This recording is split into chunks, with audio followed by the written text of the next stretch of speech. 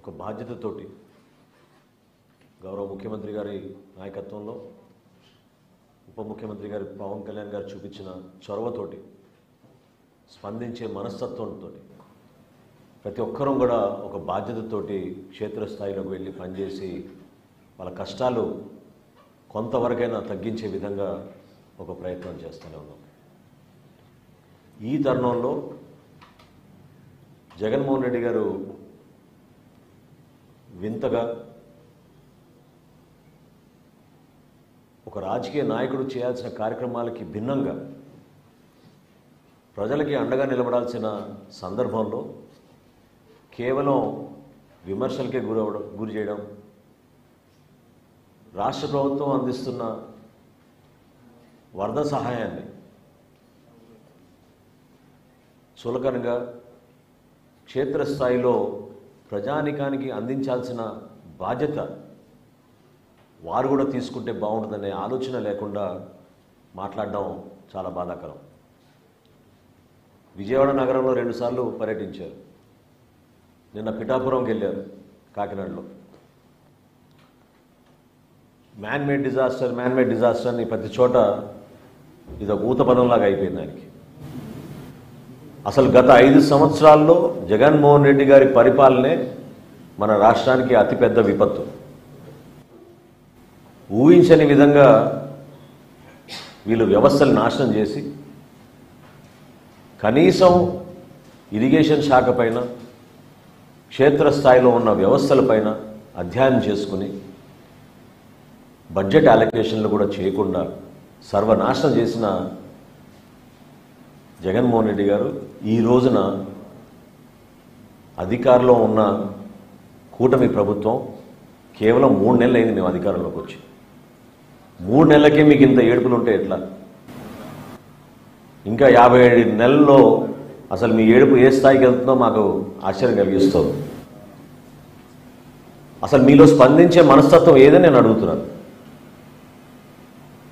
ఏ విధంగా పవన్ కళ్యాణ్ గారు నిలబడి రాష్ట్రంలో ఒక ఆదర్శవంతంగా 400 పంచాయతీలకి ₹1,00,000 విరాళం ఇచ్చి తెలుగు రాష్ట్రాలకి ₹1,00,00,000 చొప్పున విరాళం అందించి క్షేత్రస్థాయిలో ఆదుకోవాలని చెప్పి పార్టీ నాయకులందరూ కూడా పిలిపించి దూర ప్రాంతాల నుంచి కూడా జనసేన పార్టీ నాయకులందరూ కూడా తరలి వచ్చి ఎక్కడైతే ముంపు ప్రాంతాల్లో ఇబ్బంది పడుతున్నారో వాళ్ళకి సహాయ కార్యక్రమాలు అద్భుతంగా చేస్తున్న తరుణంలో జగన్మోహన్ రెడ్డి గారు కానీ వైఎస్ఆర్సీపీ పార్టీ కానీ చేసింది ఏంటని నేను ప్రశ్నిస్తున్నాను. పిఠాపురం వెళ్ళారు, కొన్ని ప్రాంతాల్లో పర్యటించి క్షేత్రస్థాయిలో మీకు పూర్తి అవగాహన వచ్చినట్టు ఒక 40-50 కాగితాలు పట్టుకొని ప్రెస్ ముందు మీరు మాట్లాడిన మాటలు ఏ విధంగా ప్రజలకు ఉపయోగపడతాయని నేను ప్రశ్నిస్తున్నాను. ఒక్కసారి మీరు గతంలో పవన్ కళ్యాణ్ గారి నాయకత్వంలో జనసేన పార్టీ 5 సంవత్సరాల్లో ఎప్పుడైనా ఇటువంటి సందర్భాల్లో ఏ విధంగా మేము స్పందించేవాళ్ళం?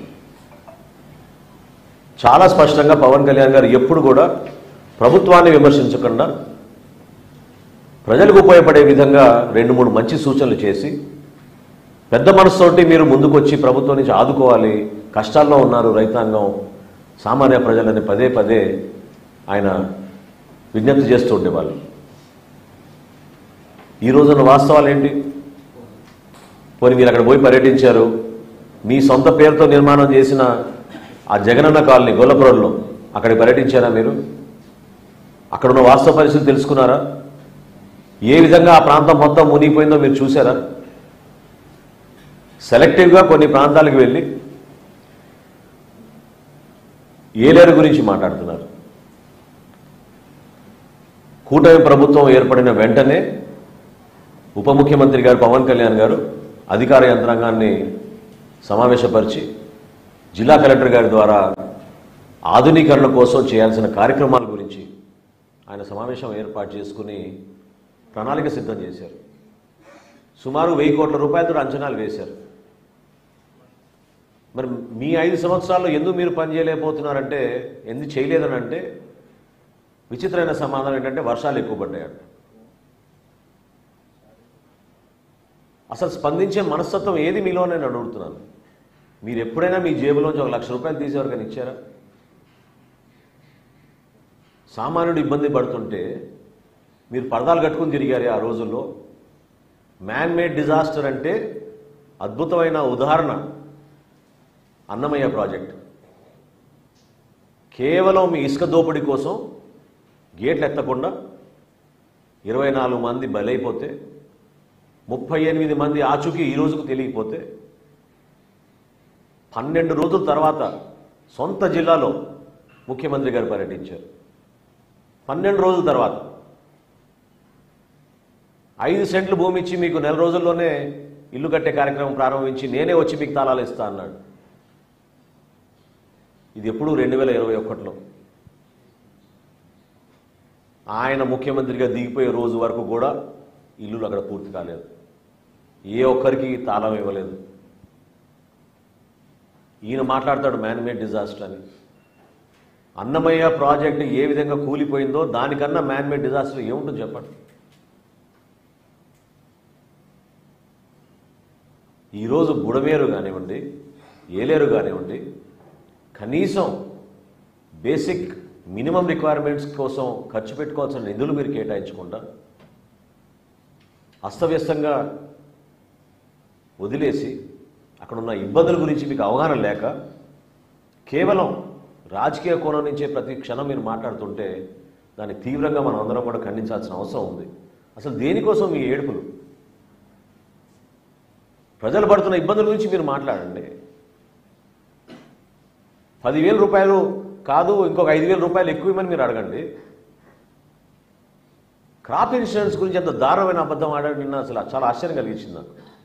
స్వయంగా కేంద్ర వ్యవసాయ శాఖ మంత్రి శివరాజ్ సింగ్ చౌహాన్ గారు మన వరద ప్రాంతాలు పర్యటించినప్పుడు ఆయన ప్రెస్ మీట్లో డైరెక్ట్గా చెప్పారు, ప్రధాన్ మంత్రి ఫసల్ బీమా యోజన కింద గత ప్రభుత్వం రూపాయి కూడా చెల్లించలేదు. 2020 ఖరీఫ్ నుంచి ఏ రైతు కోసం మీరు క్రాప్ ఇన్సూరెన్స్ ఇచ్చారో చెప్పమని జగన్మోహన్ రెడ్డి గారిని ఆధారాలతో సహా నేను చూపిస్తాను. మీ 4 సంవత్సరాలు 2020 నుంచి మీ పరిపాలనలో రైతులకు అందించాల్సిన క్రాప్ ఇన్సూరెన్స్ పథకం మీరు ఎక్కడైనా ఇచ్చారా? ఎంతమందికి ఇచ్చారు చెప్పమనండి.